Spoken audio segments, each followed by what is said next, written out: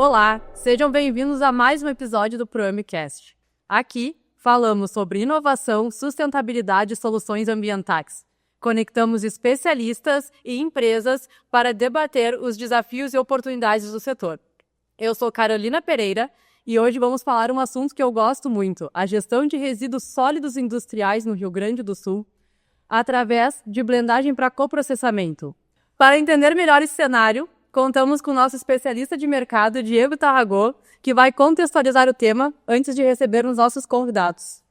Olá, Carol, bom dia. Bom dia. Obrigado aí pela apresentação. Bom, falar rapidamente sobre o processo, né? Então, a blendagem para coprocessamento é um procedimento que já tem uma difusão bastante grande no Brasil.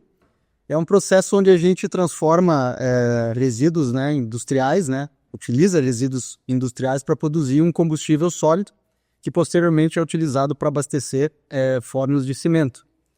Então a gente tem grandes vantagens nesse processo, né?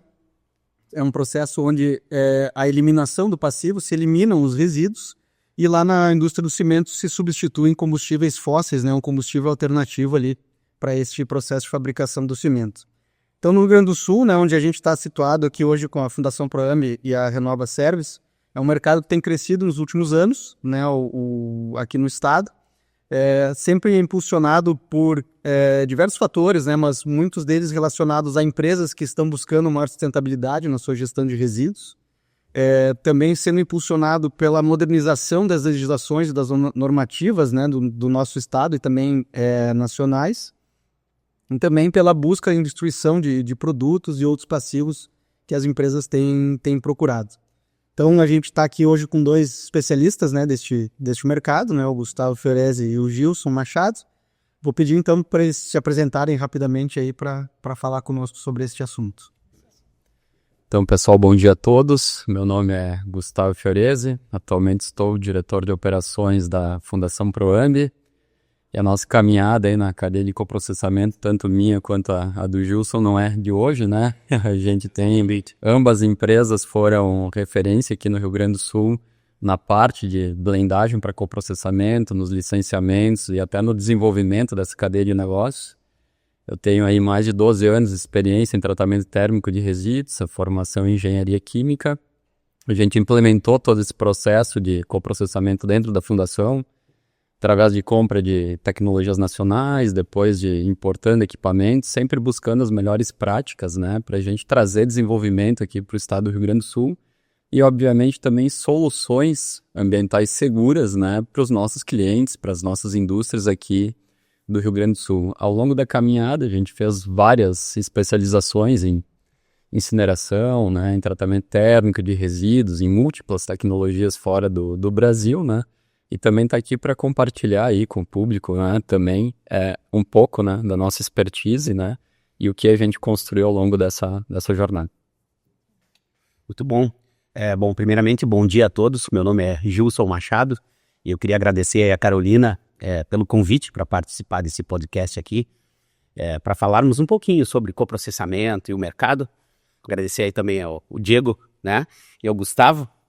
Eu tenho 23 anos de Renova já, eu sou engenheiro químico, né, por formação, engenheiro de segurança do trabalho também, e o mercado de coprocessamento no Rio Grande do Sul ele é relativamente novo. Se nós pensarmos que as primeiras fábricas que foram praticamente juntas, né, a Proambi em Nova Santa Rita e a Renova em Farroupilha, datam de 2013, 2014, nós estamos falando aí de 12, né? 12 anos, 13 anos, né? O mercado de coprocessamento no Rio Grande do Sul, eu conheço ele pelo menos há 30 anos, mas não existiam plantas de blendagem ali. Na época, o processo ele não era tão profissionalizado como ele é hoje, né? Tratava-se basicamente de picar pneu, né, e mandar para a cimenteira. Eu me lembro que uma primeira vez que eu fiz uma visita numa cimenteira grande lá no Paraná, foi lá nos anos 90, os caras queimavam pneus inteiros, móveis, esse tipo de coisa, né? E depois sim, com o tempo veio vindo a profissionalização no sentido de desenvolver parceiros e empresas que façam um combustível de uma forma correta. E aí, nesse cenário, aqui no Rio Grande do Sul, né, a gente tem um mercado assim consolidado, né? E a Renova e a Proambi são empresas que investem em tecnologia, né? Principalmente no sentido de produzir mais e melhor. Exatamente. Acho que o importante, né, para quem nos ouve, nos assiste, né, é a gente trazer o que é blindagem, né? Porque para nós, obviamente, é o nosso dia a dia, mas a blindagem para coprocessamento, como o Gilson trouxe, ela é um processo de preparo de um combustível derivado de resíduos, né, que passa por um processo de qualificação desses resíduos. Então a gente vai lá na indústria, coleta amostras desses resíduos e determina o potencial que esses resíduos têm para se transformar em combustível. Uma vez tendo esse potencial, esse poder calorífico para substituir um combustível fóssil na indústria do petróleo, lá na indústria cimenteira, o coque de petróleo, a gente faz todo um processo de trituração, né, de mistura entre esses resíduos compatíveis entre si. A gente faz uma pré-trituração desses resíduos, extrai as suas impurezas, faz em algumas plantas a segunda trituração para atingir as granulometrias adequadas e no final a gente tem então um combustível sólido alternativo para a indústria, né? Então a gente resgata esse resíduo que até então, antes da portaria 16 aqui no estado, que é a portaria de 2010, 2011, ia todo esse resíduo para aterro, né? Através das atividades das empresas aqui, a gente gera valor, né? O que era um passivo ambiental hoje vira um ativo, né? Esse combustível. E esse combustível, então, é enviado para o forno, né? Então, a gente tem uma fábrica de combustível sólido alternativo, né? Que a gente vai falar aqui diversas vezes o blend ou o CDR, né? Isso. Que a gente está, então, trabalhando, evoluindo nesse sentido de aumentar cada vez mais a substituição térmica nos fornos, né? Que isso que é o nosso grande trabalho hoje, desafio no Rio Grande do Sul. Né? Eu só fazer um comentário que eu acho que é pertinente, né? Muitas pessoas não sabem da onde vem o termo coprocessamento. Esse significa que é uma operação combinada, ou seja, tu utilizar o forno para produzir o clinker, cimento, né, com qualidade, e ao mesmo tempo utilizar esse forno para dar um destino ambientalmente correto para um combustível que foi formado a partir de resíduos, né? Que é o CDR ou blend, né? Como a gente chama. Então, esse é um detalhe aí que as pessoas às vezes não conhecem porque zicou, né? Mas esse é o motivo. Exatamente. Já que vocês contextualizaram também, né? Que nem o Diego aqui, mas aprofundaram mais o processo. Gustavo, quais são os critérios utilizados para avaliar se um resíduo pode ou não ser destinado para coprocessamento? Exato. Então, essa é uma dúvida de muitas indústrias até hoje, embora a gente trabalhe mais de 10 anos nesse mercado, a indústria muitas vezes ela pensa, eu não quero ter nenhum tipo de resíduo em aterro, né? Mas, obviamente, nem todos os resíduos são possíveis de coprocessar. Como eu pontuei na resposta anterior, os resíduos eles precisam ter características físico-químicas compatíveis, né, para serem transformados no CDR ou no blend, conforme a gente também já falou. Então a gente avalia principalmente o poder calorífico desses materiais. O que é o poder calorífico, né? A capacidade desse resíduo liberar energia a partir da sua queima, vamos falar assim, né, no forno lá da indústria do cimento, né? Por exemplo, um resíduo têxtil, né, um uniforme contaminado, uma luva contaminada, um EPI, né, contaminado com óleo, com graxa, com tinta lá da indústria, metal mecânica, por exemplo, ele tem um poder calorífico superior, por exemplo, a um lodo, né, que a gente tenha dentro dessa mesma indústria, né? Até porque o lodo tem muita umidade, tem características, tem cinza, é muito mais complicado processar o lodo do que esses materiais de menor umidade, né, e de maior, obviamente, poder calorífico, né. Então a gente busca resíduos que tenham poder calorífico, umidade, cloro e cinzas controlados de acordo com a especificação, né. A gente trabalha no controle de qualidade desses materiais já antes de receber nas nossas fábricas para garantir que a mistura final, né, o produto final atenda às especificações. Porque também não é interessante para a indústria do cimento ter um combustível pobre, né, em poder calorífico e muita umidade, que eles vão acabar gastando mais combustível principal para consumir esse combustível secundário que é auxiliar nesse coprocessamento que o Gilson comentou, né? Que é um processamento combinado, onde se substitui uma fatia do coque de petróleo por uma fatia de resíduos, né? Então, basicamente, hoje a indústria no Brasil, a indústria cimenteira está na casa de 20% de substituição térmica, e alguns fornos que a gente tem em operação já chega a 50% de substituição térmica, né? Então, os resíduos que a gente pode receber tranquilamente, dando alguns exemplos, podem ser EPIs contaminados, madeira contaminada, plástico contaminado, borra de tinta, borra de solvente, né? São todos resíduos com bom potencial de se tornarem combustíveis, né? O que não é tão interessante. Solo, lodos, né? Areias e cinzas, né? Então, esses resíduos praticamente não têm poder calorífico e muitos deles têm que ser diluídos ao longo do tempo, né? Dentro do CDR, que essa é a grande inteligência da blendagem, né? A gente conseguir fazer essas misturas, essas receitas, né? E equalizar um combustível sólido que seja economicamente viável a sua recuperação pela indústria cimenteira, né? Mas se uma indústria que se preocupa com imagem, que tem as políticas zero aterro hoje, né? É possível algum outro canal de coprocessamento que não seja a substituição energética para esses outros materiais, como solo, cinzas? Como é que vocês enxergam? Sim, pois pode comentar. Assim, os resíduos que têm alto poder calorífico, teoricamente, eles podem ser utilizados não só no coprocessamento, como também para geração de energia, por exemplo, né? O que nós temos consolidado no mercado, coprocessamento, tem muito a ver com o processo de fabricação do cimento. Por quê? Para fabricar o cimento, o que custa caro é a energia, não é a matéria-prima. Aproximadamente 70% a 72% do custo de fabricação do cimento é energia. A matéria-prima principal, que é o calcário, está disponível na natureza, obviamente tem custo de extração, de mineração, de britagem, mas este custo comparado ao custo energético do processo é bem pequeno, eu diria que é 20%, 80% é energia. Então o que as cimenteiras querem? Sempre uma substituição térmica, muito bem dito pelo Gustavo aqui. Se nós olharmos que hoje, na média no Brasil, 20% do combustível utilizado pelas cimenteiras são combustíveis alternativos, e aí a gente inclui o blend, o CDR, a biomassa, cavaco de madeira, pneu picado, são combustíveis alternativos que substituem o coque de petróleo. Se a gente olhar que só 20% na média, significa que tem um mercado muito grande para crescer. Ou seja, 80% do combustível ainda continua sendo, infelizmente, de origem fóssil, né? Algumas cimenteiras já estão com 50% de substituição. Mas mais do que isso, é uma questão até de sobrevivência no mercado para a própria cimenteira. Porque hoje uma cimenteira, para ser competitiva, para vender cimento com um custo competitivo no mercado, ela tem que ter o coprocessamento. Se ela não tiver e depender só do coque e das variações do mercado internacional, do dólar, ela não é competitiva.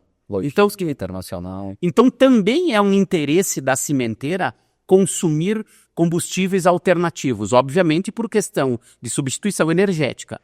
Mas o que o Gustavo pontuou muito bem foi que nem todo resíduo pode, né?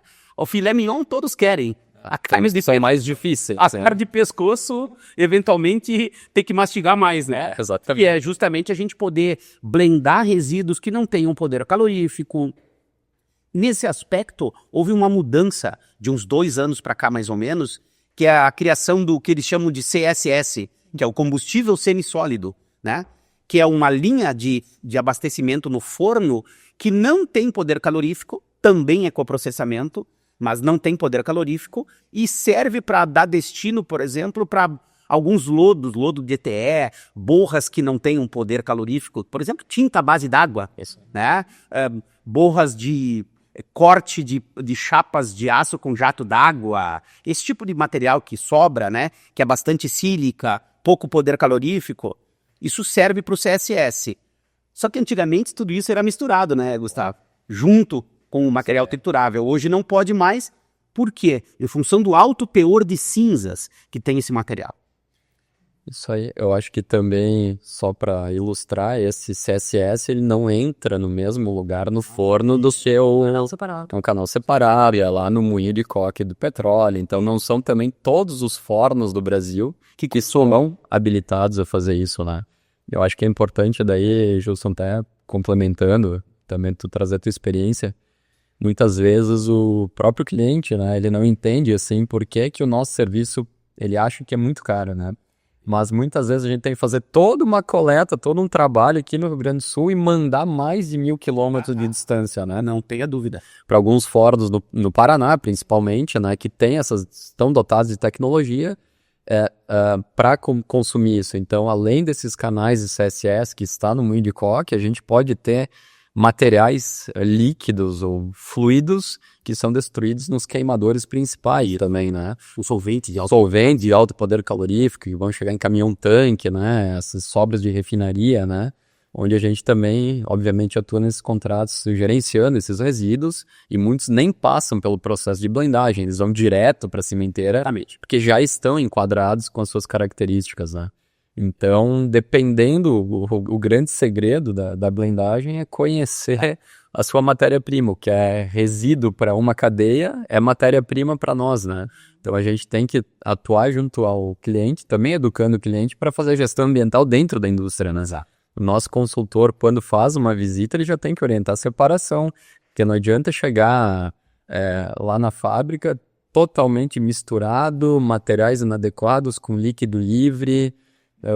Isso é um teor de cloro altíssimo que a gente não vai conseguir trabalhar esse resíduo de forma adequada para viabilizar esse processo, porque a conta do fim tem que fechar, tanto para a cimenteira quanto para quem está fazendo essa operação, e é uma cadeia longa desde a coleta até a destruição. E a cimenteira também tem que investir muito no forno para garantir essa destruição desse resíduo, eliminando o passivo ambiental, que é a grande proposta de valor que a gente vende hoje no mercado, que é eliminação e passivo, né? É eximir a responsabilidade, né? Até muito importante o que tu pontuou, Gustavo, porque só para os nossos ouvintes entenderem o mercado.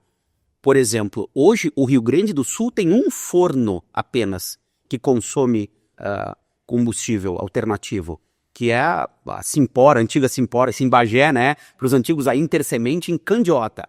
Santa Catarina tem um forno também em operação, que é a Votorantim em Vidal Ramos. Então vejam bem, nós falamos de 2 estados com o potencial de indústria que nós temos aqui no Rio Grande do Sul e Santa Catarina, onde existem somente 2 fornos.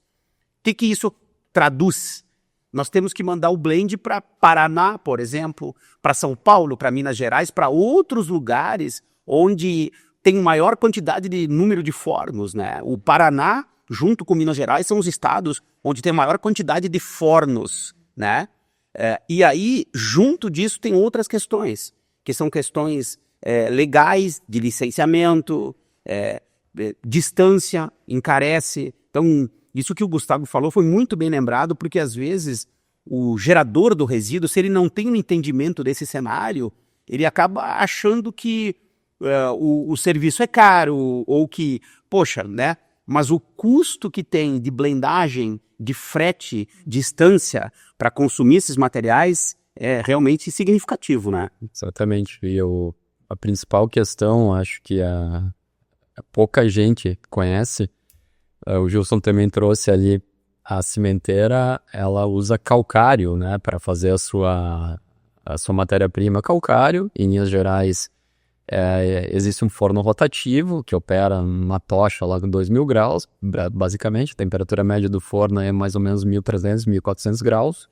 Então, por que se usa o forno da indústria do cimento, né? Porque muitas vezes as pessoas questionam, por que vocês não mandam para caldeira, né? Para qualquer caldeira, isso. Acho que essa é uma dúvida muito frequente, assim, né? Até nas pessoas que o problema é controlar as emissões. Isso. Então, a própria indústria do cimento trabalha com forno com uma temperatura maior. E existe todas as CONAMAs, as CONSEMAs, que licenciam essa atividade de coprocessamento, da inserção de resíduos, principalmente resíduos perigosos, né? Que o Brasil, por ter uma produção de cimento relativamente grande, ele conseguiu adaptar fornos da indústria do cimento para essa destruição térmica. Tu vê, resíduos perigosos na Europa, eles não vão para coprocessamento, eles vão para incineração. Como nós não temos incineradores aqui no Brasil, de grande porte, né, como a gente tem na Europa, 500 toneladas, 600 toneladas dia, 1.000 toneladas dia, então a recuperação energética, né, que vocês falaram na abertura, ela se dá por coprocessamento de resíduos na indústria do cimento. Então lá eles já têm o sistema de abatimento de particulado, de monitoramento online, de controle dessas emissões, e eles também fazem análises periódicas sobre tudo isso. Então os controles ambientais são rígidos, bem rígidos, né? E obviamente os órgãos licenciadores estão sempre acompanhando esse processo, garantindo, né, do início do processo até a destruição, a segurança, né, para quem contrata esse serviço, né? Certo, não, então acho que vocês contextualizaram super bem, assim, principalmente os desafios técnicos, né, que existem nesse processo, né, de transformar um resíduo industrial num combustível que tenha capacidade de ser realmente utilizado. Também essa contextualização acho importante, né, desse relacionamento que as unidades de blendagem precisam ter com a cimenteira para manter esse fluxo ativo, né, e eu acho que isso aí ficou bem claro, né. Eu queria ir um pouquinho pro outro ponto agora, pro outro lado, né, do gerador, né. A gente sabe, né, o Gilson colocou bem também ali, que muitas vezes a empresa busca a solução, mas não entende direito como acontece, fica com essas dúvidas na questão ambiental, se isso aí está correto ou não está. Mas a gente tem percebido que os setores de meio ambiente das indústrias, eles têm cada vez mais despertado para essa tecnologia, mesmo para resíduos que talvez pudessem ter outras destinações, pela sustentabilidade que isso traz para a marca, né, da empresa. Então, até te perguntar, Gilson, de repente tu começa aí respondendo, como é que tu avalia assim, a demanda do mercado gaúcho? Se a gente tem visto um aumento nesse tipo de demanda, como que isso tem acontecido na relação com o cliente da unidade de blendagem, né? Com o cliente, não o cliente cimenteira, mas o cliente gerador do resíduo. Como é que está isso no nosso estado? Como é que tu enxerga? É muito boa a pergunta, Diego. O mercado do Rio Grande do Sul, ele já é consolidado no coprocessamento há um pouco mais de tempo. A gente fala isso porque a Renova tem unidades espalhadas pelo Brasil e eu mesmo sou responsável por uma unidade nossa no Paraná e outra na Bahia. Vou fazer um comparativo, por exemplo. O mercado da Bahia, ele é inferior ao nosso no sentido assim, ele está 2 passos atrás ainda, né? Aquilo que aqui no Rio Grande do Sul já está consolidado, lá na Bahia está acontecendo. Então, mas isso não significa que o nosso mercado aqui esteja estagnado. Pelo contrário, ainda se nós formos puxar os números, o volume de resíduos que poderiam ser coprocessados e que são enviados para aterro hoje ainda é grande. Certo? Então isso significa que nós temos um mercado potencial de atingir mais geradores, maior quantidade de resíduos que deveria ser enviado para coprocessamento. Nós da área comercial, nós temos um pouco o trabalho assim, puxar, tentar diminuir essa diferença, né? Porque hoje o cara fala assim, mas eu mando para aterro porque o aterro, dentro de determinadas condições, obviamente, não é ilegal, né? E tem um custo menor. Então, nesse aspecto, o nosso trabalho também é fazer com que essa diferença não seja tão grande para que possa optar o cliente, né, e enviar para destino final, não gerando passivo, né? Então, tem marcado para crescer aqui no Rio Grande do Sul ainda.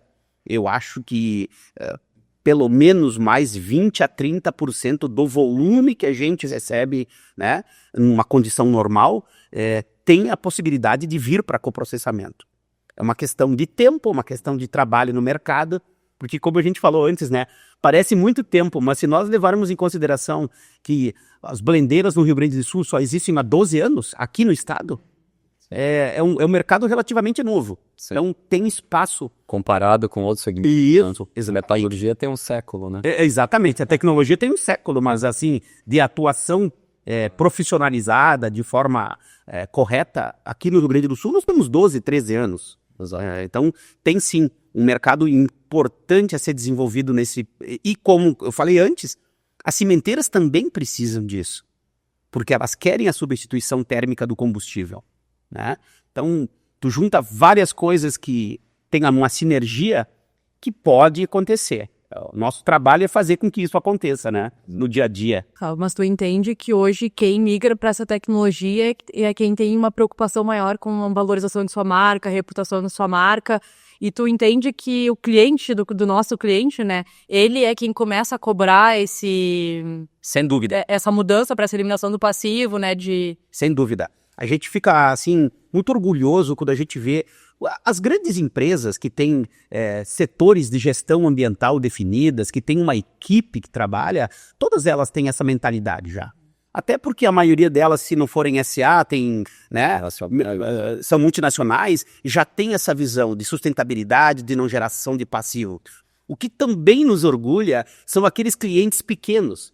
E esses, principalmente, têm que ter o apoio, né, da rede toda. Porque esses que não têm toda essa estrutura por trás para poder tomar essa decisão, ele tem que ser muito bem orientado. E muitas vezes, nesses casos, o custo não é alto, porque a geração de resíduo desse pequeno empreendimento é pequena. É pequeno. Então o cara, vou falar assim de uma forma simples, ele gasta pouco para fazer a coisa correta. Exato. E esse é o trabalho de aumentar essa base de clientes, né? É um trabalho formiguinha, né? A gente vai conquistando clientes e mais clientes, mas isso significa um volume potencial muito bom. Então, nesse sentido, nós podemos crescer. E a preocupação é evidente, cada vez mais. Para complementar, eu acho que trazendo a pauta da marca, né, que comentou, existe uma pressão internacional, né, essas multinacionais, por reduzir pegada de carbono, por ter processos produtivos com menor impacto ambiental, para adotar normas de economia circular, adotar certificações de produtos verdes, certificações de produtos sustentáveis. Então, o coprocessamento hoje, ele é, sim, um mecanismo de logística reversa, né? Pouca gente, quando a gente fala isso, entende, mas tu tá saindo de um passivo ambiental, tu tá transformando um combustível e a cinza desse combustível vai pro clinker, que é o cimento, e esse cimento volta para a economia, né? Exatamente. E isso, na Europa, é um mecanismo de logística reversa. E isso é logística reversa. E quando a gente fala isso no Brasil, parece que ainda não entra muito, né, na mente do pessoal, mas essas grandes empresas, obviamente, eles têm uma pressão que é internacional por mitigação de sua pegada de carbono, né? Então, a gente está no Rio Grande do Sul, que é querendo ou não, um dos estados mais impactados pelo clima, né? Aqui no Brasil. E a pauta das mudanças climáticas, né? Ela tá todo dia na mídia, né? Todo dia. Todo dia. É pauta de governo de estado, é pauta de governo federal. A gente só fala em transição energética. O Brasil como uma potência de transição energética, de energia limpa. Obviamente, a gente vai... Esse comentário sobre matriz elétrica, mas assim, a gente já tem praticamente 80% hidro, né, no Brasil. Então, a gente tem uma aptidão natural sobre isso.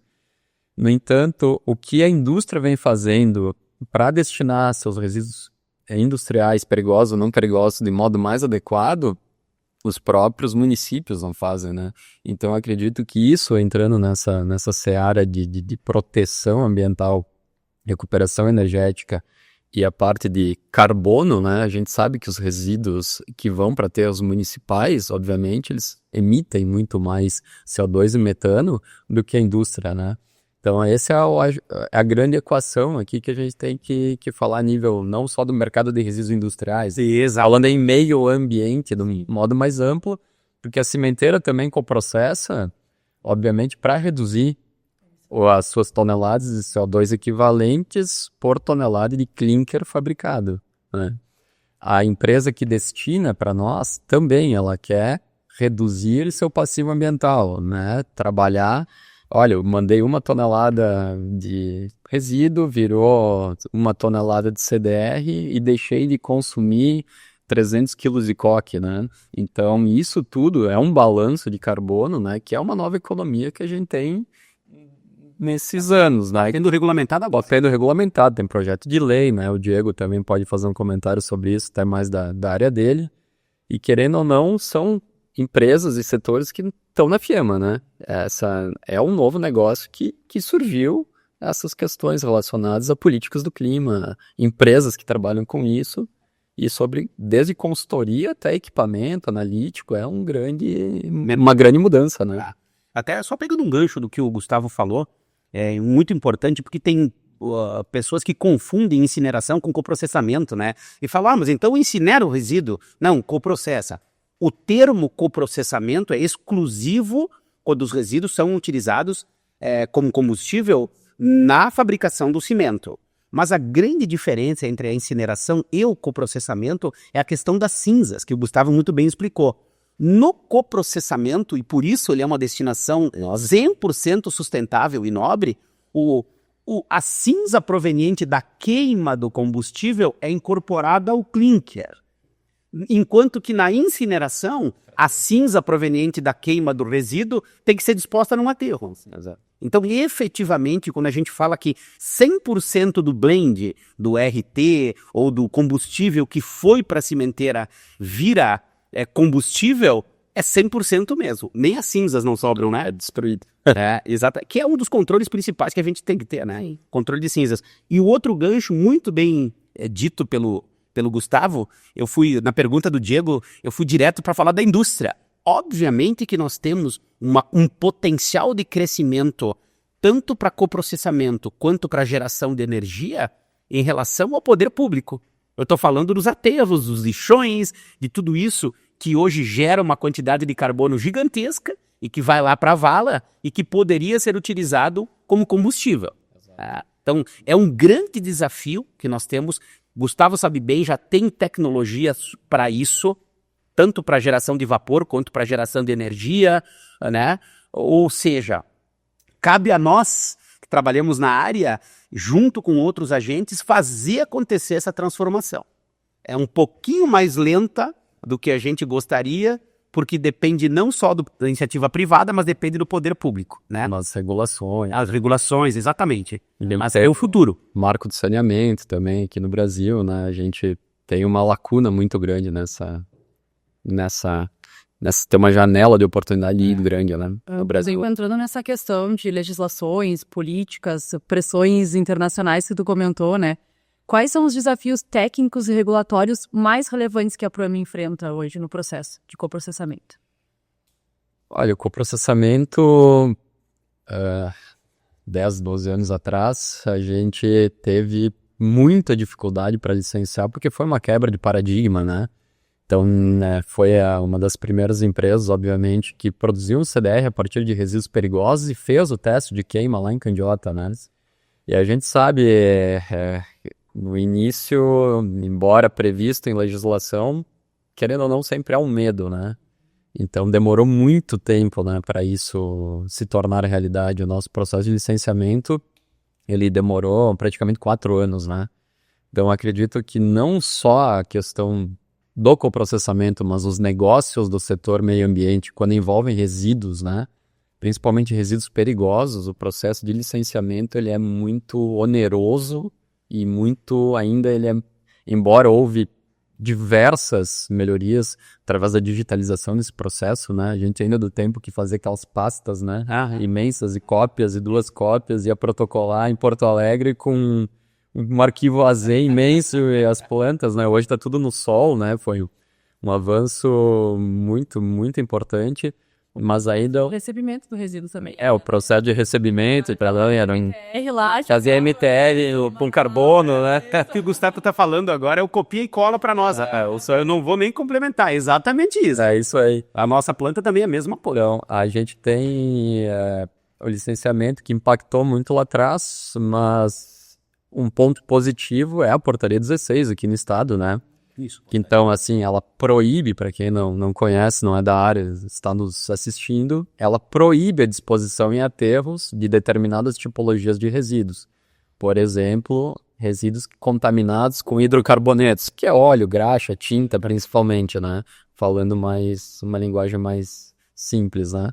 Então, isso já não pode para ter desde 2012. Então, a legislação, ela sempre é um indutor, né? E se a gente pegar as 2 empresas juntos, por ano, quanto resíduo elas tiram de aterro e destroem, isso é um grande impacto ambiental, uma grande pegada de redução de carbono, porque tudo isso, se não existisse essa portaria, talvez nem metade iria para coprocessamento, né? Exatamente. Porque, querendo ou não, o gerador ele também é induzido, né, a cumprir a legislação. No entanto, um desafio é os outros estados do Brasil não têm essa legislação. Então tem uma discrepância aqui, né, entre empresas que talvez estão mais ao norte do Rio Grande do Sul simplesmente atravessam a fronteira e fazem a disposição em outro estado, pagando muito menos e colocando todo o resíduo que aqui não pode ir para aterro, num aterro. Então nós acabamos muitas vezes exportando resíduos industriais, né? Então isso eu vejo como a falta de uniformidade da legislação como um dos pontos, um dos desafios, né? Exatamente. Eu acho que é muito importante os órgãos ambientais estarem trabalhando nessa forma unidos, né? Para não acontecer isso que o Gustavo citou e que a gente sabe que acontece, né? Além de ser uma decisão ambientalmente errada, na minha opinião, tu tá ainda gerando um passivo ambiental de tua responsabilidade em outro estado. Quer dizer, não tem muito cabimento isso nos dias de hoje, né? Mas como a legislação permite, e como tu bem disseste, nós somos induzidos pela legislação, tem que cumprir aquilo que é o correto. É obrigatório. É obrigatório, né? Mas se dá margem para poder fazer isso, eles fazem, em função do custo, né? Eu acredito que essa mudança em outros estados, né, principalmente o nosso próximo aqui, é uma questão de tempo. Mas quando vocês falam em questão de custo e tudo mais, eu acredito às vezes que a indústria, ela tem uma distorção disso.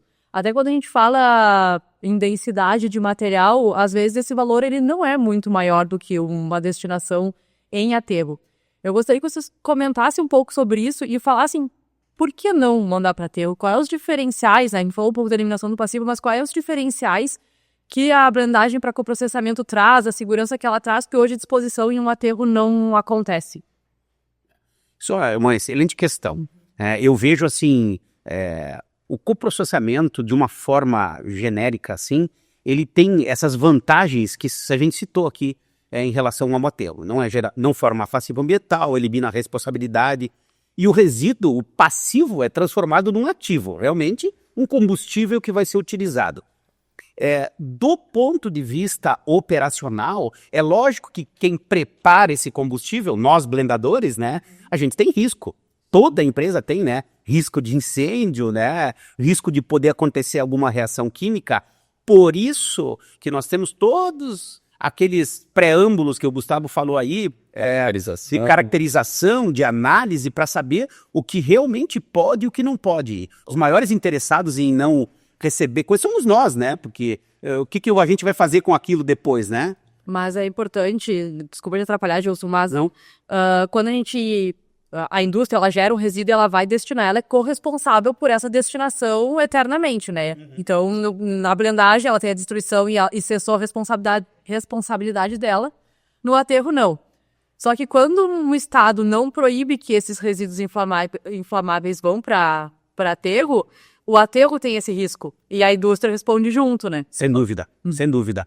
E a gente já viu, né, esses casos de coisas acontecerem nesse aspecto, né?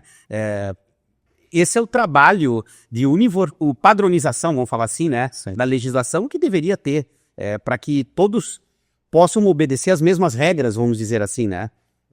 A portaria 16, que o Gustavo citou lá de 2011, 10 ainda, né? Entrou em vigor em 12. Isso. Eles deram 2 anos ainda para se adequar. A FEPAM, para todos se adequarem. Ela foi importantíssima aqui no Rio Grande do Sul para dar um impulso para o coprocessamento.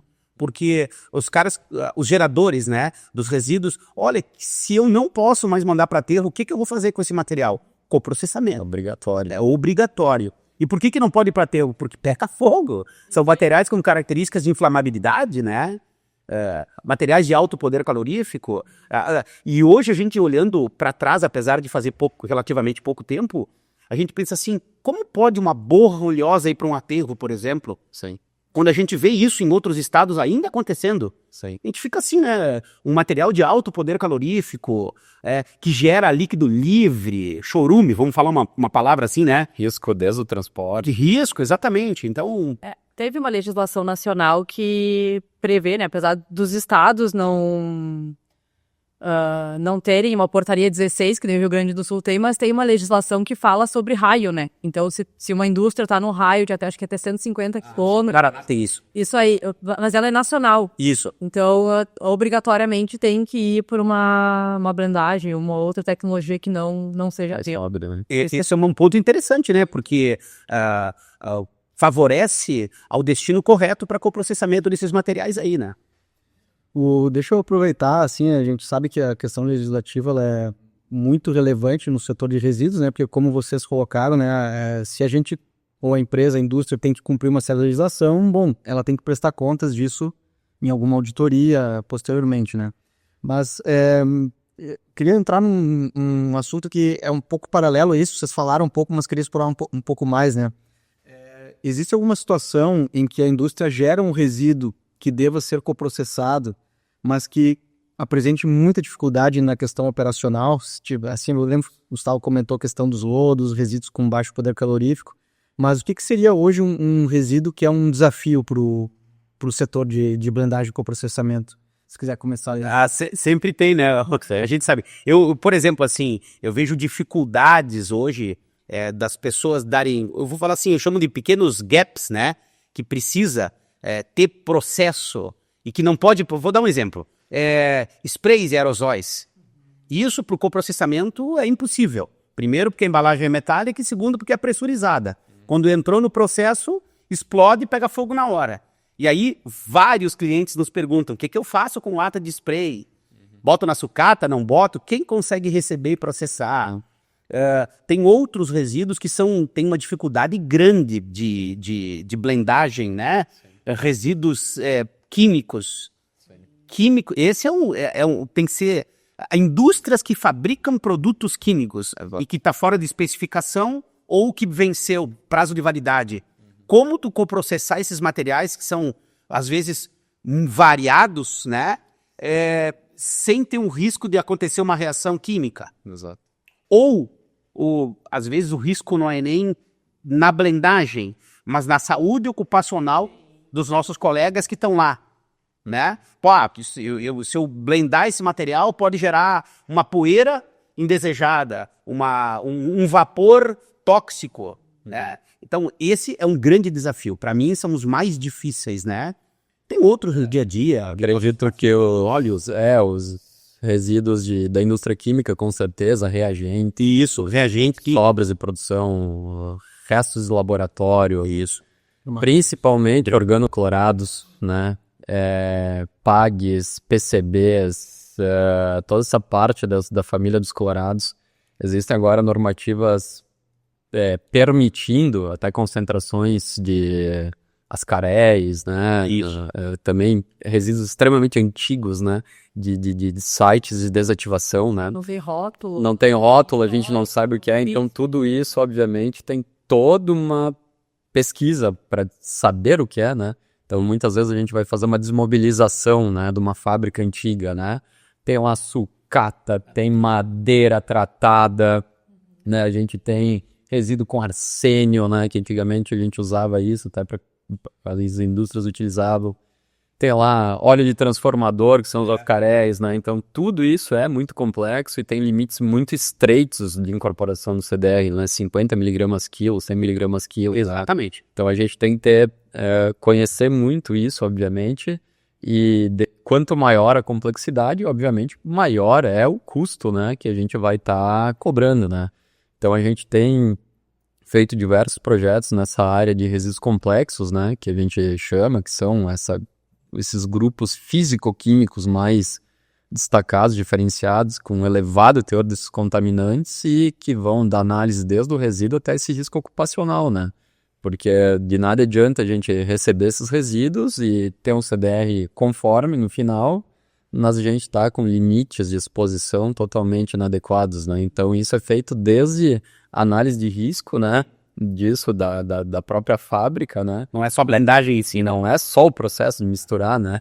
Então, é muito diferente coprocessar lá uma palmilha de EVA do que um organoclorado, exatamente. Um material rico em PCB, né? Então, colaborando com isso, Gustavo, a pergunta do Diego foi muito pertinente, porque eu diria que, de uma forma geral, eu acho que mais de 90% ou 95% dos resíduos que são gerados pelas indústrias são coprocessáveis, né? Só que tem essa parcela aí de talvez 5%, 10%, eu tô tendo um número, né, médio que a gente conhece, que tem essa dificuldade. E esse é o grande desafio, né? São os organoclorados, materiais com alto teor de cloro, cianeto, cromo, níquel, chumbo. Em percentual de volume é pequeno, né? Graças a Deus, porque tem migrado para outras soluções, né? Eu me lembro que A própria indústria a indústria já não usa mais solvente clorado, esse tipo de coisa. O próprio Ascarel, né, foi substituído, o óleo de transformador, mas são desafios, principalmente pela complexidade e possibilidade de reações. Mas o número ainda é pequeno comparado com o resto. Sim. Eu falo isso para não assustar o pessoal, né? Porque claro. os caras vão achar que... Tudo é problema. Exato. Não, eu acho que mais de 90% dos resíduos gerados por indústria são tranquilos de coprocessar. Eu aproveitar, Gilson, para não sei o que, desculpa. Eu ia querer emendar já numa outra pergunta que tem tudo a ver com essa dificuldade, né, de algumas tipologias de resíduos, né? Vocês falaram um pouco disso, mas para aprofundar um pouco mais, né? A gente sabe que, então, existem algumas tipologias de resíduos que realmente apresentam um desafio, né? Para passar pelo processo de blendagem com processamento. E aí, olhando para os clientes que são os geradores, né, desses resíduos, como que esse mercado, né, desses clientes tem demandado por inovações das unidades de blendagem, né? Sabe, poxa, para eu trabalhar com um resíduo mais complexo, como o Gustavo colocou, será que a minha linha de produção ela aceita? O que eu posso fazer? Então, se vocês puderem falar um pouco sobre também como que o mercado tem demandado inovação e tecnologia de vocês, para de repente poder avançar mais nesses resíduos mais complexos ali, de repente essa... E até complementando, né, o mercado para quando a gente vai receber esse material, né, que é isso que a gente estava falando, mas também quando a gente vai destinar esse material para a cimenteira, né, porque hoje a gente tem parâmetros cada vez mais restritivos. Então, o que precisa de investimento, né, o que precisa de inovação, tecnologia? Bom, então a gente... Principalmente depois das enchentes ali, né? A gente teve, obviamente, no Rio Grande do Sul, muita indústria que ficou em situação de emergência ambiental, né? Então a gente foi muito demandado a fazer remediações ambientais, descomissionamentos, né? Desde desmonte de máquinas, né? Desde retirada de sucata, retirada de telhado, lavagem de piso, né? Então eu percebo muito, assim, que o próprio... Quem nos contrata quer cada vez mais uma solução completa, né? Então ele tem lá seu portfólio dos seus resíduos e quer um prestador de serviço que consiga resolver, porque ele não quer chamar mais 5 ou 6 empresas para gerenciar essa destinação, né? Então, na parte de tecnologia, eu acredito que o primeiro ponto é a qualificação de materiais. Isso vai exigir bombas calorimétricas, ICPs, cromatógrafos, né? Uma parte analítica muito mais forte, né? Muito mais acurada, com instrumentos novos, né? Na parte laboratorial é o primeiro ponto para a gente também estar super seguro das composições químicas desses materiais, analisar ponto de fulgor, compatibilidade, volatilidade. Isso é a primeira parte. A questão da própria prestação de serviço, fazer os fretes com embalagens adequadas, estanques, né? Porque às vezes a gente também pode ter no transporte problemas, né? Então isso é crítico, né? E dentro da fábrica, a própria gestão de volume, né? A gestão de espaço desses resíduos, o armazenamento deles, né? Também está sempre incorporando nas proporções adequadas esses materiais. Então a gente tem, em muitos casos, trabalhar com soluções combinadas, né? Então, por exemplo, assim, eu fiz uma remediação ambiental, retirei lá 1.000 toneladas de uma indústria, né? Bom, talvez 100 toneladas dessas, infelizmente, elas ainda vão ter que ir para aterro. Talvez 5 toneladas dessas, elas vão ter que ir para incineração, talvez fora do estado, porque são resíduos extremamente complicados, né? Então, acho que a grande adaptabilidade que a gente tem que ter é de aumentar o nível de serviço dentro da indústria para atender do modo mais adequado com o custo-benefício que o gerador espera.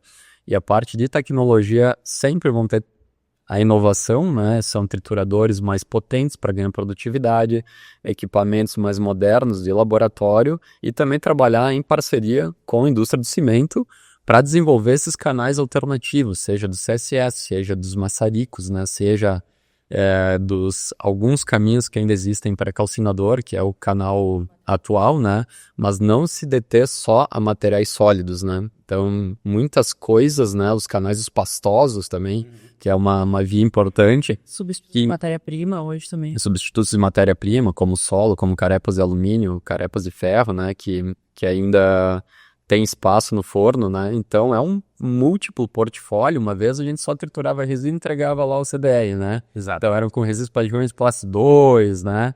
E hoje o nível de complexidade aumentou, a gente viu muito isso, vê muito isso quando faz esse serviço de desmobilização de passivos ambientais, né? Muito, muito bem explanado, Gustavo.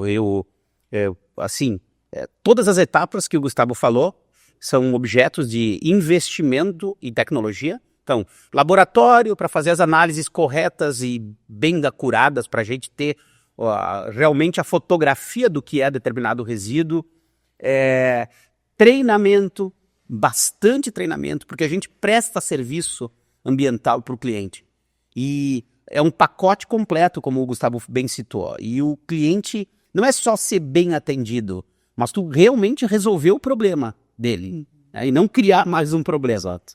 Então, nesse ponto de vista, treinamento é muito importante de investimento.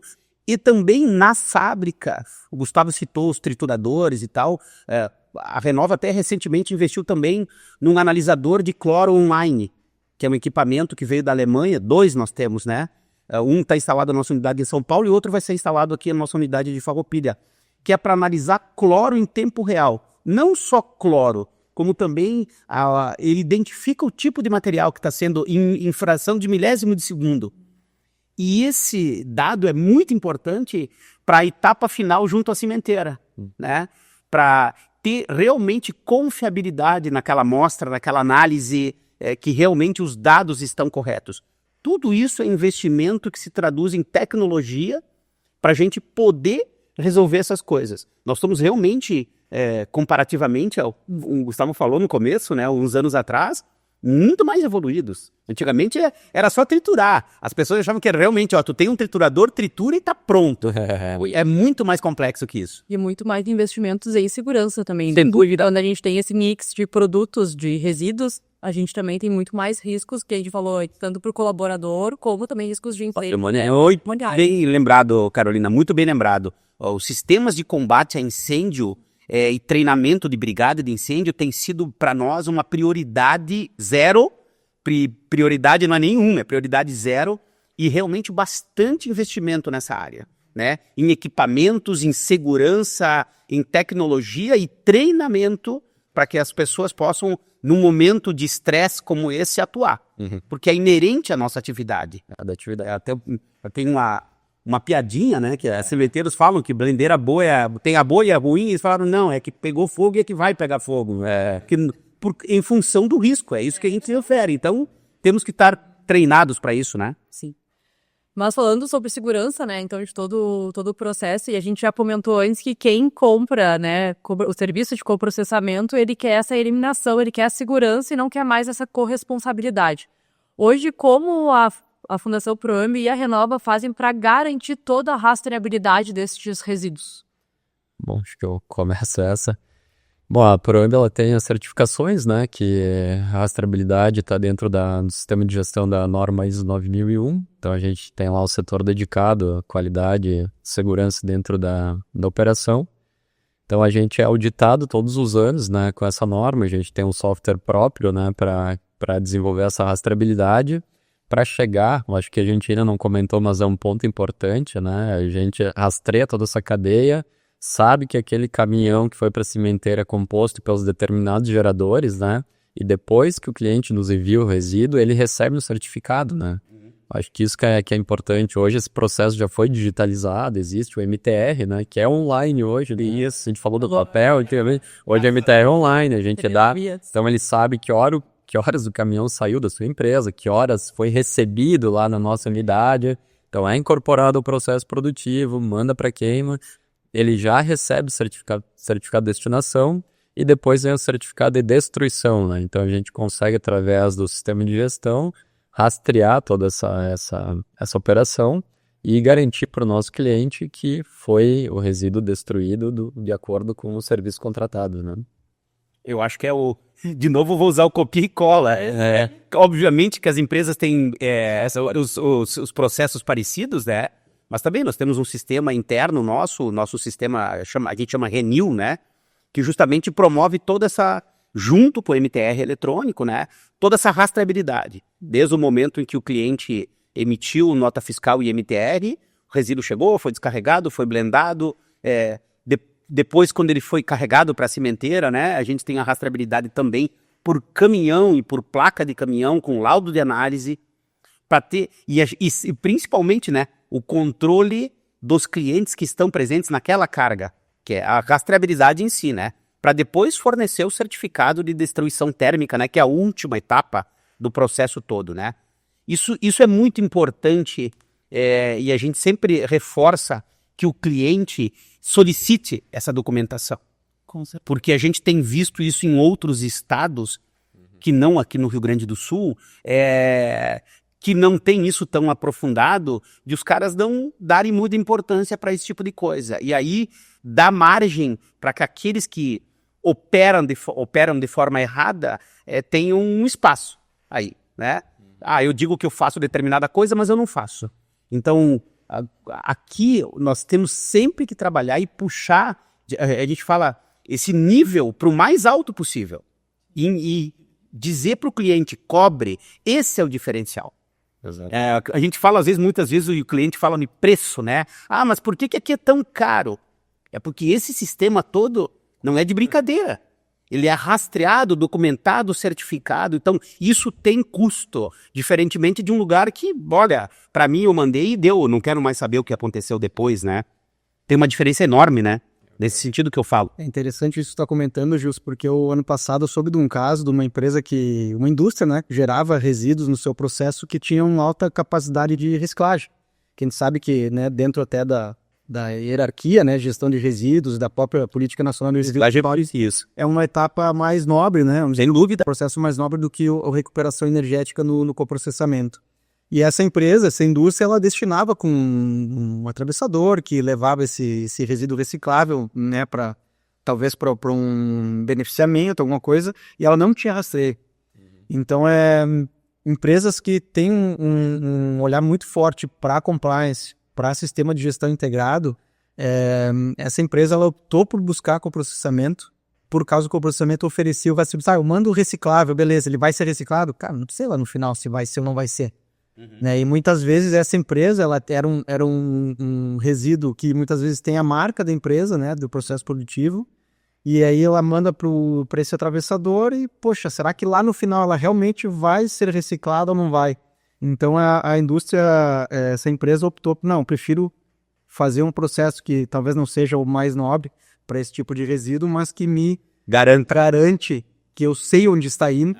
E se eu precisar prestar contas disso, eu tenho aqui a rastreabilidade, tenho os documentos que são... Isso foi muito bem colocado, Diego, porque, na verdade, talvez para os leigos ou para aqueles que não trabalham na área, eles não saibam, mas são mercados completamente diferentes. O mercado de reciclagem é um mercado de compra e venda de resíduos que podem ser reciclados. Aparas, né? Papel, papelão, plástico, metal, cobre, bronze, ferro, esse tipo de coisa tem valor comercial. Enquanto que no coprocessamento, a relação comercial não é essa. As empresas nos pagam para dar um destino ambientalmente correto para resíduos não recicláveis ou contaminados ou que não tem processo de reciclagem.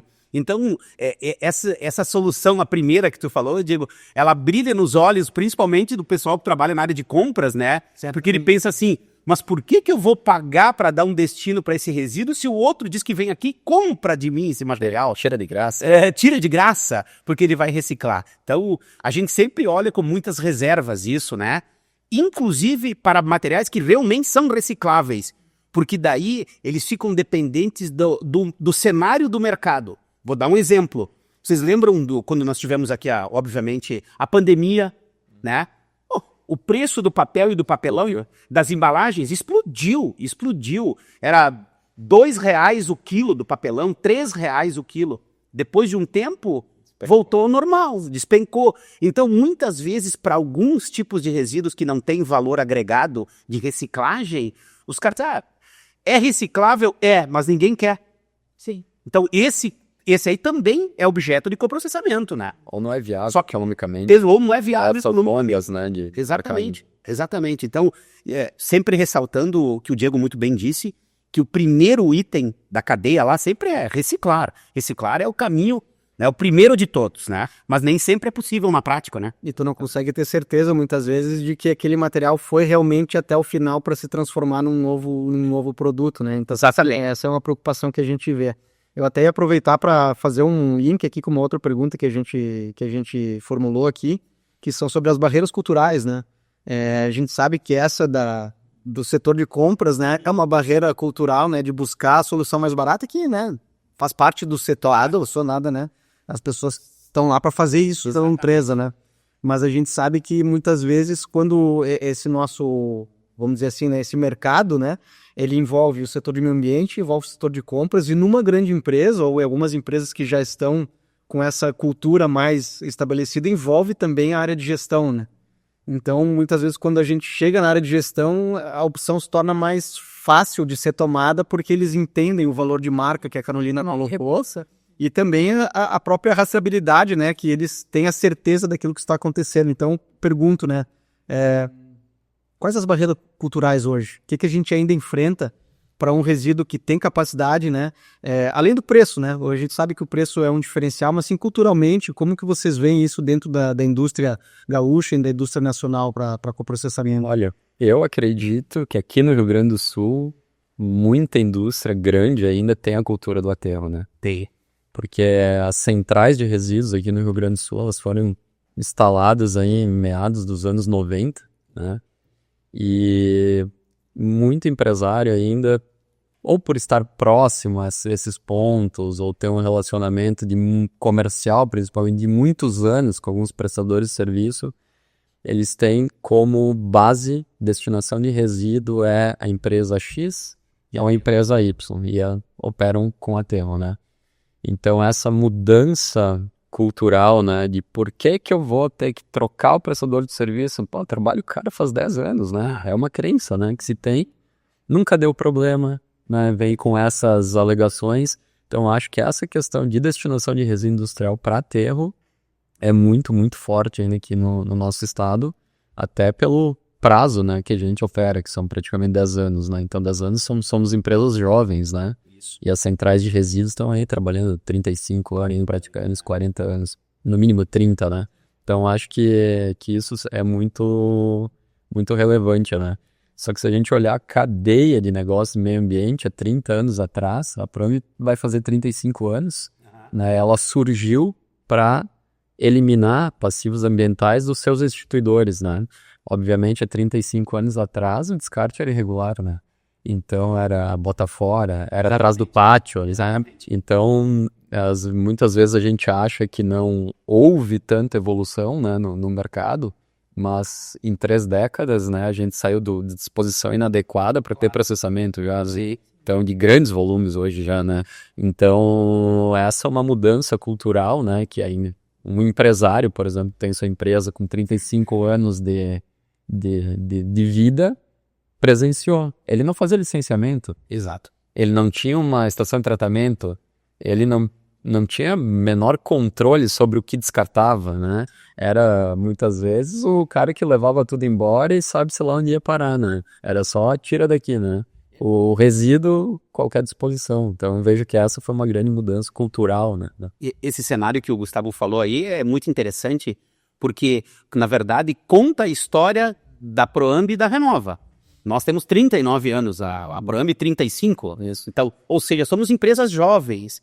Nós crescemos nesse mercado e nós vimos tudo isso acontecer. Exato. O cara que dispunha num buraco dentro da fábrica, ou atrás da fábrica, ou no lixão, ele não tinha alternativa na época. Não tinha. Eu conheço empresas que eu fui lá e o cara disse, tá vendo a fundação, a estaca, né? Da empresa aqui, foi feito com resíduo. Nós não tínhamos o que fazer na época. Nós aterramos tudo aqui, fizemos a chapa de concreto em cima e tá aí a fábrica. E a fábrica tá lá há 50 anos. Ou seja, eram outros tempos, nós não podemos julgar desta forma, né? Agora, a pergunta do Diego foi muito interessante, porque veio meio um filme na minha cabeça, que é o seguinte, a barreira cultural e a questão de chegar a quem tem que decidir. Eu trabalho há 30 anos na área comercial, realmente é o desafio, digamos assim, porque muitas vezes a gente vai lá vender o serviço, aí tu vai na empresa, se ela não tem uma estrutura grande, é o cara que é o técnico de segurança de trabalho, é o cara que é o operador, é o cara do RH, cada um no seu quadrado, né? Que nos atende. Sempre secundário. Isso, e aí é o seguinte, não é ele que decide. Sim. Quem decide é o gestor, o dono da fábrica, o diretor. Será que esse cara vai conseguir levar toda aquela mensagem como ela deveria ser levada para o cara tomar decisão ou não? Então esse é um grande desafio, eu vejo isso aí numa barreira cultural. O próprio cara que está lá no começo do cadeia não quer saber, falei, vou me incomodar muito, tem que fazer essa mudança aí, eu acho, deixa assim, como tá bom. Então assim, cabe aí sim, nós da área comercial principalmente, né, com argumentos e fatos, fazer esse cara vir para o nosso lado, mudar e dizer, não, olha, eu não quero mais gerar passivo, eu vou dar um destino final. Porque muitas vezes a conta, aquilo que a Carol lembrou antes, da densidade, às vezes tu faz a coisa assim, poxa, eu estou gastando a mesma coisa para mandar para aterro. Um pouquinho menos. Ou um pouquinho menos. Será que não vale a pena fazer essa mudança? Com todos os benefícios que eu tenho? E montar esse cenário e tomar essa decisão, realmente tu tem que ter um certo conhecimento. A principal pergunta é quanto vale a tua marca? Isso? Porque botou numa SA, né? Exato. Eu tenho ação, né? Bolsa de valores, todo é precificado, né? Pô, um crime ambiental, um vazamento, um sinistro, né? A gente teve recentemente no Brasil o caso Mariana, Val do Rio Doce, né? Uhum. Quantos bilhões em acordo foi? Quantos milhões foi em remediação ambiental? Então, pô, ter cuidado e trabalhar de modo preventivo sempre é mais barato fazer a coisa certa no longo prazo do que tu ter que remediar. Exato. Né? Então, para grandes multinacionais, corporações, essa questão de marca, ela é praticamente...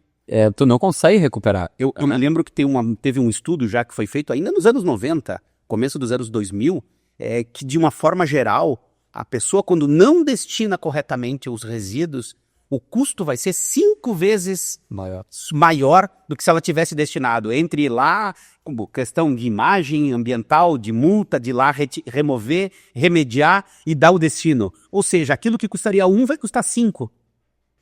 Mas uma barreira que eu vejo que dificulta essa mudança de tecnologia ou mudança de fornecedor é que a parte ambiental, que a gente comentou, ela é um pouco secundária e ela é vista como feia, muitas vezes. Então eu penso assim, cara, aquela empresa já conhece todos os meus problemas, todos os meus resíduos, todos os meus passivos. Eu vou abrir isso para outra, conhecer também, sabe? Claro, né? Todo mundo trabalha com sigilo e tudo mais, mas essa confiança. Isso, essa questão, eu acho que ela dificulta muito ainda na parte da mudança de fornecedor ou na mudança de tecnologia, né? Sem dúvida. Mas aproveitando que a gente está falando sobre isso, sobre essas mudanças, como é que vocês enxergam o futuro da blendagem para coprocessamento no Rio Grande do Sul e no Brasil? Bom, questão a nível de recuperação energética, né? Não só o coprocessamento, mas melhores práticas ambientais, melhores tecnologias de reciclagem de metais, de plástico, de papelão, que a gente comentou aqui, materiais circulares, né? Que a gente tem falado bastante sobre isso, economia circular. É um caminho que não tem volta e cada vez mais vai ter regulações sobre isso, a indústria vai ser pressionada na parte de embalagens, na parte de reuso de materiais, até porque a gente vai entrar numa era, no próximo século, de escassez de materiais, né? Hoje a gente tem abundância no Brasil, né? Mas as questões, será que a gente vai poder extrair tudo que a gente extrai hoje, né?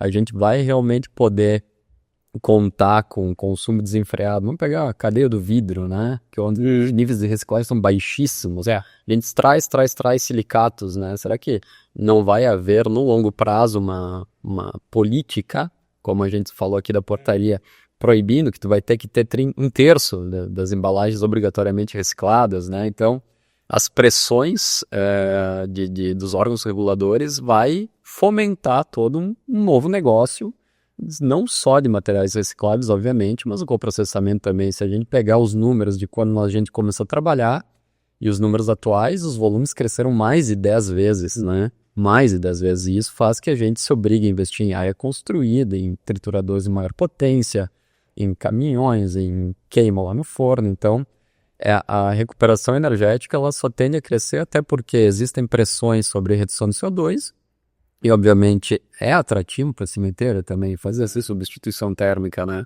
Economicamente falando e ambientalmente também. Então, são pilares que estão andando junto nessa indústria e, obviamente, eles vão se fortalecer, né? Porque isso está hoje, não só por mudanças do clima, né? Que é o assunto do momento, né? Que a gente vê aqui até uma das grandes pautas da FIEMA desse ano, né? Muito provavelmente a gente vai falar daqui a pouco, mas tem muita, e até a parte comportamental, né? Que a gente falou antes, das gerações que estão vindo para o mercado de trabalho, né? O decisor, antigamente, não vai ser o decisor que vai estar daqui 10 anos. Esse cara, ele já vem com fit diferente, né? Ele já vai vir assim, não, isso aqui é o certo, não vai interessar se custou 30%, 40% a mais. A gente vai fazer Tem que colocar isso no custo do meu produto. Eu vou colocar no custo do meu produto e eu também vou usar para vender. Isso. Exato. O meu produto é verde. O que não dá para a gente tolerar, nós que trabalhamos no mercado ambiental, são empresas que não fazem absolutamente nada e propagandeiam sua marca como empresas verdes, né? Então, elas não têm boas práticas ambientais, elas continuam trabalhando com descarte irregular, elas têm uma cadeia produtiva inadequada, elas não têm todo um cuidado necessário para fazer seu marketing verde, né? Então, acaba sendo greenwashing, né? Muitas vezes é só um trade, né? Importa da China, não sabe nem como foi importado, como que é essa cadeia de valor, revende no Brasil, fala que eu sou sustentável, faço propaganda sobre isso. Então, eu vejo que isso é muito comum no mercado, só que se tu parar para fazer uma análise dessas empresas, elas não têm nada por trás, né? Só propaganda, né? É só propaganda, né? Pergunta da Carol, muito interessante. Só para complementar o que o Gustavo muito bem disse aqui.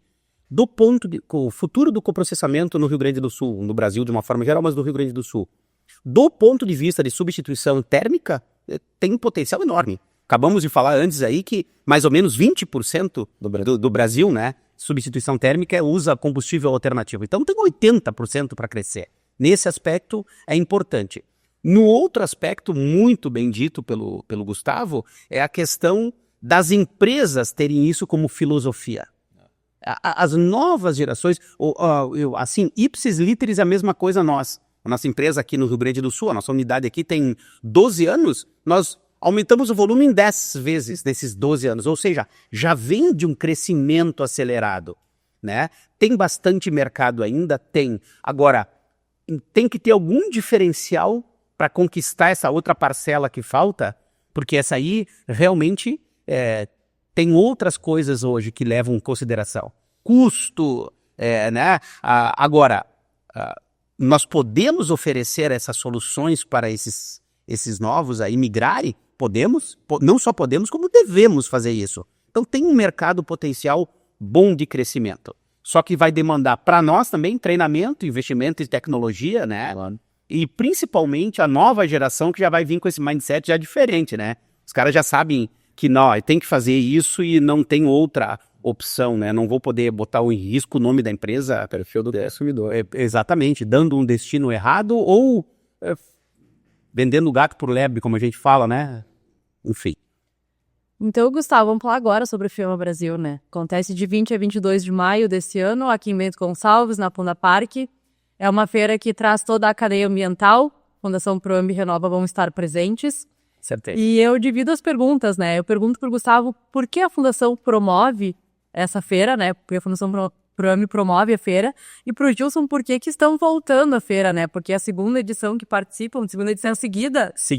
A nossa, se eu não estou equivocado, acho que é a 4ª vez que a gente vai expor e a segunda seguida, né? É isso, então por que estão voltando? Bom, falar antes da promoção, então, né?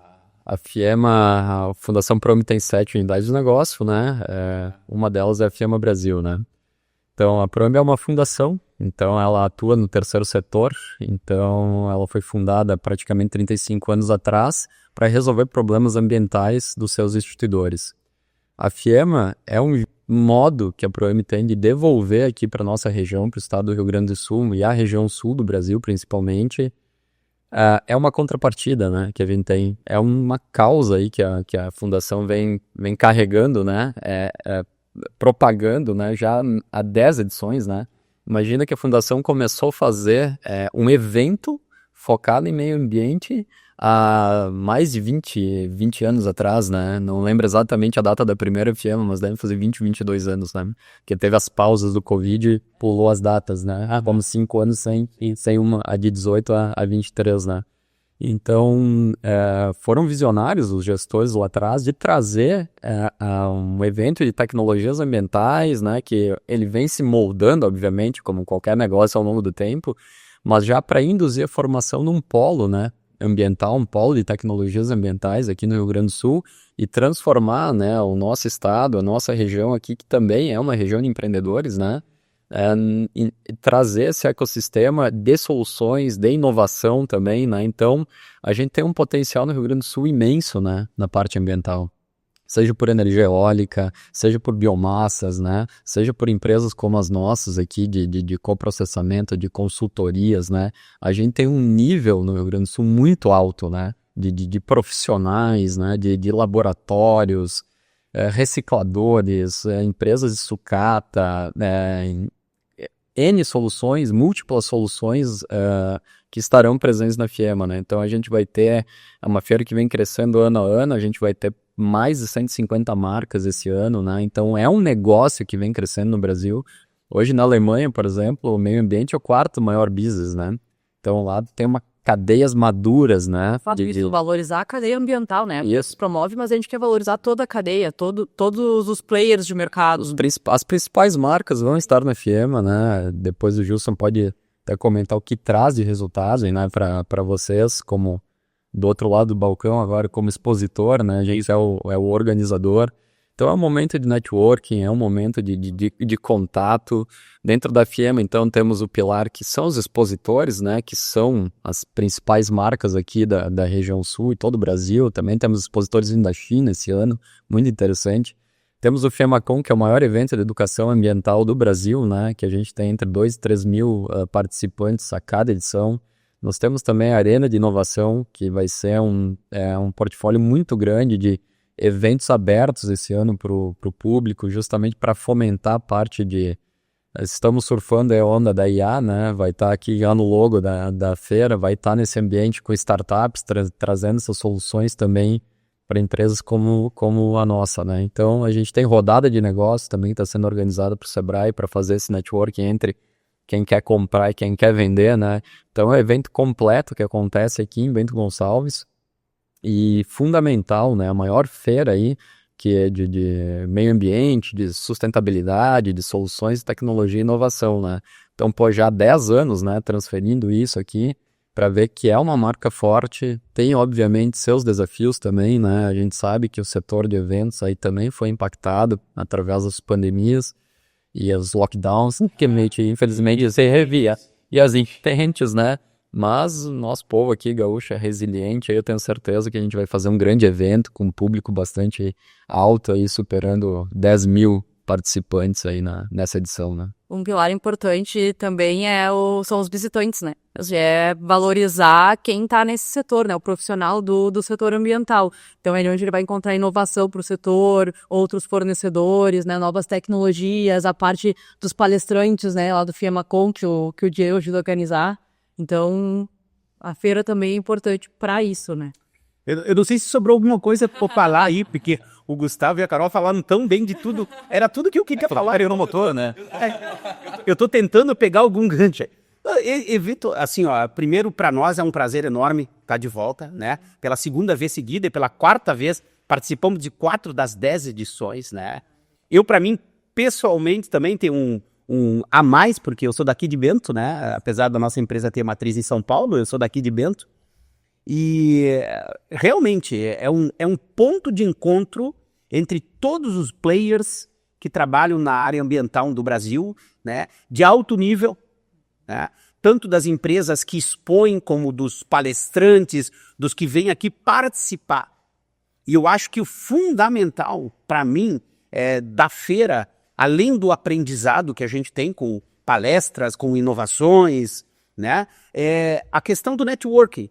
Porque a gente eu até usei como exemplo, a última foi sensacional, porque nós vimos de 5 anos, de 2018 até 2023, sem a feira. Tanto contar. Exatamente. E aí, em 2023, foi uma coisa espetacular, assim, de rever gente que a gente não revia há bastante tempo, e de colocar conversas em dia, e de ver inovações no mercado, né? Aquela parte que vocês trouxeram de pequenas startups que estavam ali, a gente visitou várias, né? Com boas ideias, com ótimas ideias. Então, assim, a FIEMA realmente é uma feira consolidada, não só a nível nacional, né? Como para mim também a nível internacional, do ponto de vista de trazer essas inovações, novidades. Nós temos realmente, um nível aqui no Rio Grande do Sul, nesse aspecto, muito alto. Os profissionais que trabalham aqui do setor de meio ambiente, os recicladores, né? As empresas que atuam nesse mercado, tanto de gerenciamento como de destinação, de reciclagem, coprocessamento, são empresas de alto nível, né? E isso tem que ser referência para o Brasil. Porque eu falo assim, nós temos fábricas em 6 estados diferentes aqui no Brasil, e eu conheço a maior parte dos estados do Brasil, e a gente vê que nós estamos nesse aspecto ambiental num nível bem acima de alguns estados, mas bem acima mesmo. E a gente quer que isso aconteça também. E isso é um exemplo. Então, a gente fica muito, muito feliz em poder participar de mais essa edição, né? E vamos estar todos juntos aí, vendo as novidades de mercado, trocando ideia, conversando e aprendendo sempre, né? E principalmente conversando com os amigos da área. Com certeza. Se você quer conhecer mais tecnologias como essa, né, de blendagem para coprocessamento e outras do setor, não percam a FIEMA Brasil 2025. Agradeço os convidados, né, a Fundação Proambi e a Renova, por estarem aqui conosco hoje. Foi incrível para mim, né, ter 2 players como esse do Rio Grande do Sul, empresas com mais de 30 anos de mercado. Foi uma honra. E hoje, Diego, te pergunto o que tu achou do nosso 2º episódio. Fiquei bastante feliz de ter aqui o Gustavo e o Gilson, né? A gente sabe a importância do tempo de vocês, né, nas empresas de esse trabalho. Acho que foi muito enriquecedor. A gente ainda precisa desmistificar um pouco, né, a blendagem para coprocessamento, apesar de a gente estar nessa transição cultural, como o Gustavo colocou, né? Ela ainda está no seu meio do caminho, né? Então a gente ainda precisa avançar, e acho que foi uma grande oportunidade aí para a gente levar para o público aí que está nos assistindo, que vai nos assistir, um pouco desse mercado, desse procedimento, dos desafios e do futuro, né, que a gente sabe que nos reserva aí para esse procedimento que só traz sustentabilidade aqui para o Brasil e para o Estado. Nós aqui agradecemos a oportunidade de estar falando para um público tão seleto, né, e estar podendo trocar ideias em alto nível. Com certeza. Agradeço aí a participação do Gilson aí, né? Obrigado. E já tem uma caminhada de coprocessamento no estado, né? A gente troca muita informação também. E a gente realmente acredita que tanto a Proambi e a Renova aí são empresas que elas vão liderar, né, esse processo. A gente vai trazer cada vez mais inovação para o mercado. E isso está também no nosso DNA, né? Se a gente está aqui hoje gravando na sala da Proambi, é uma unidade de educação que a gente tem, porque a gente acredita que isso que vai movimentar, né? Então a FIEMA é uma peça-chave para isso, né? A gente gostaria de ter que as pessoas participassem, quando vissem esse vídeo, se já não viram depois da feira, obviamente, né? Visitem a FIEMA, acho que é importante, é grátis, né? A entrada é gratuita, entra no site, faz o cadastro e segue lá, né, para visitar. A Proambi está no stand 1 e vocês no 2. No 3º stand. A Carol sabe melhor aí que o número. Fundação Proambi, a AZS que esteve conosco no Renova. anterior, a Renova. Isso aí. Principal rua, estaremos à disposição. E estaremos esperando todos vocês aí. Isso aí. Venham, por favor. Então nos vemos no próximo episódio do ProAmbiCast com mais conteúdo de inovação ambiental. Até mais. Até mais, obrigado. Até mais. Tchau, tchau.